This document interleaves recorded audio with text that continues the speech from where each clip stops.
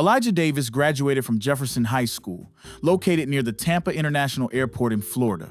His interest in real estate was sparked after a chance meeting with the famous and witty real estate magnate Ben Mallah.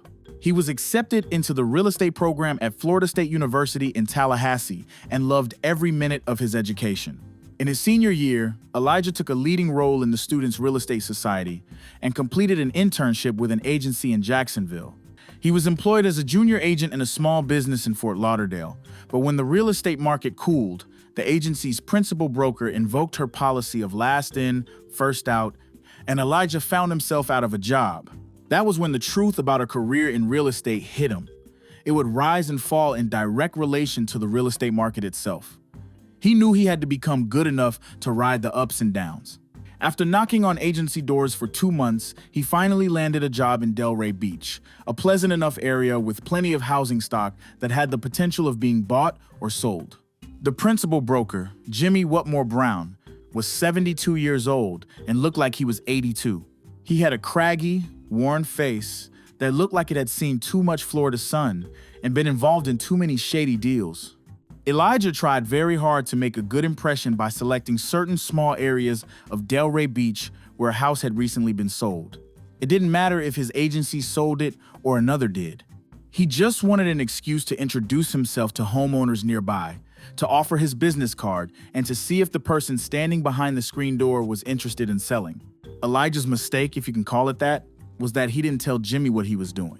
Elijah rarely found someone who was thinking about selling, but when Jimmy found out what Elijah was doing, he decided to make an example of him. There was nothing wrong with Elijah's professional behavior, but Jimmy decided the young man needed to know who the boss was.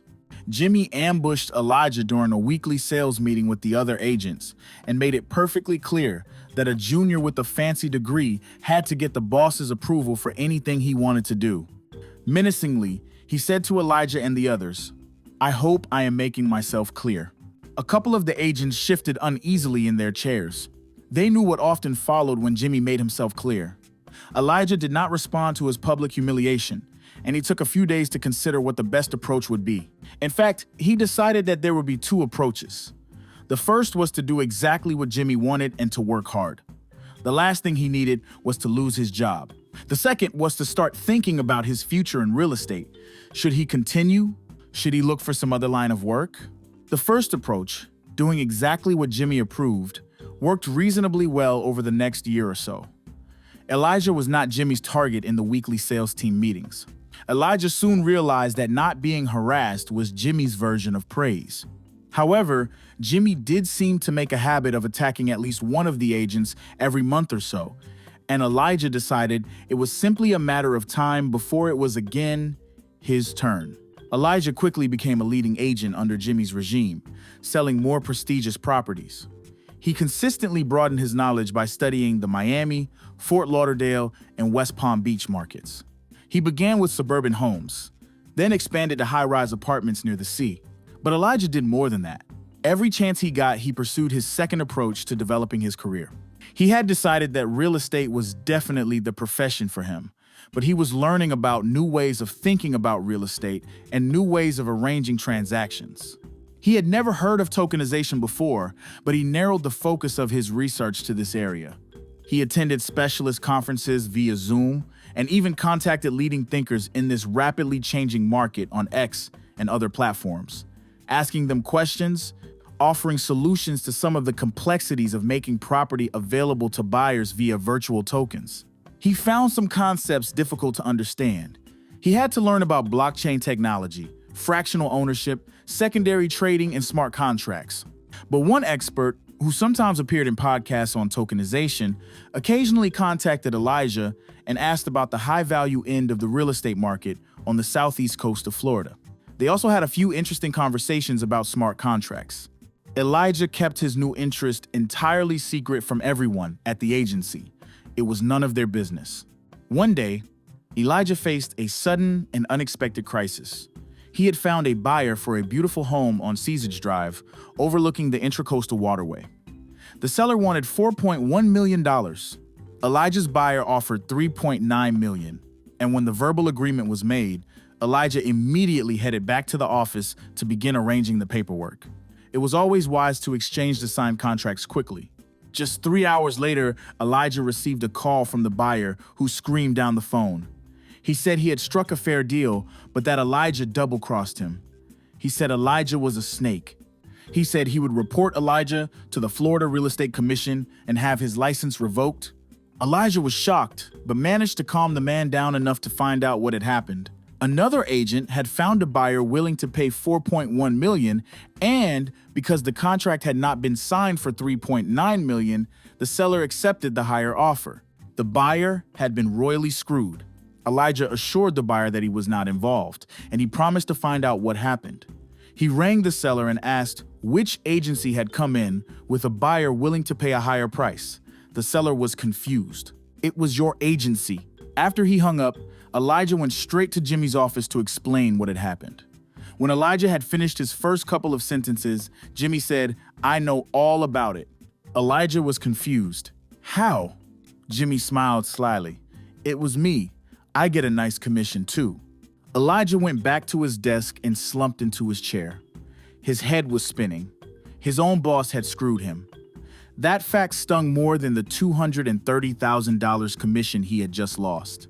A couple of months later, Elijah received a message on his phone from the guy who had discussed the Southeast Coast property market and smart contracts with him. He asked Elijah to ring him when he had the time and the privacy.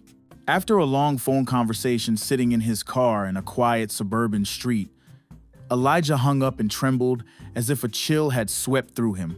It was 92 degrees in the shade, but it was not the temperature that made him shiver. It was the excitement. Elijah lied to Jimmy about a vague family issue he had to deal with, which meant he would be away for 3 days. Jimmy eyed Elijah suspiciously, but waved his approval in his typical dismissive way. Elijah's plane landed at George Bush Intercontinental Airport in Houston after the 3-hour direct flight from Palm Beach. When he arrived at the Lancaster Hotel, he took the elevator to the Composer Suite. It had a large lounge and a long table with 8 chairs. There was a person sitting in every chair except one. The man who had invited Elijah greeted him, introduced him to the others, and directed him to the spare chair. What shocked Elijah during that meeting was that everyone knew about his career. They even knew about Jimmy and his habit of screwing his best agents. But their main interest seemed to be focused on Elijah's knowledge of the market in Southeast Florida and of tokenization. They knew about his contacts with leading thinkers on this new way of buying and selling real estate and asked him probing questions. Some wrote notes based on Elijah's answers. Elijah realized that 3 of the participants were principal brokers of major real estate firms based in California, New York, and Chicago. A polished young woman from New York seemed to know a lot about the real estate business in the Middle East. An older man was clearly an expert on platforms used to sell digital assets. A disheveled young fellow wearing a t-shirt and jeans with an Alabama drawl knew everything that could be known about owners' voting rights and secondary markets. When the conversation delved into the more complex areas of tokenization, Elijah's mind began to swirl. He understood what they were all talking about, and he had an idea or two about solving problems. At the end of the second day, it was clear that the group had agreed to create a tokenized marketplace for real estate with a strong emphasis on international clients. On the third day, the team debated which platform to use, Propy or Matix, to help them issue tokens, link them to particular properties, and manage sales. They agreed to use Ripple's stablecoin, RLUSD, for smaller transactions. Its 1-to-1 ratio to the US dollar would clearly allow buyers and sellers to feel more confident and comfortable with their transactions, especially if it were their first experience with fractionized tokens. Using RLUSD would form the perfect on-ramp to the blockchain, using XRP for almost instant and fully transparent transactions. There was general agreement to use XRP for larger transfers, particularly those involving different currencies, like the Japanese yen and the UAE dirham. That was a no-brainer. The polished woman from New York was very interested in this arrangement. She asked a lot of intricate questions about how it would work. As the sun slowly settled through a hazy horizon in the west, the team seemed ready to finish their work. Some were flying out that night, while others were scheduled for an early departure in the morning. But before the meeting formally concluded, the woman from New York announced that she had just received good news from her Manhattan office. Her staff had just successfully completed a negotiation to sell a 48-story tower in Dubai, and she suggested that this could be the first transaction for their new tokenized business. The current owners were comfortable with the idea that the sale could begin in 4 months' time. Those around the table nodded and expressed their pleasure. Some seemed a little surprised. Then the New Yorker turned toward Elijah. "I'm going to Dubai in a couple of weeks.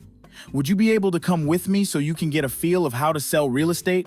Elijah held a straight face. He swallowed, trying to hold back his excitement. "That would be great.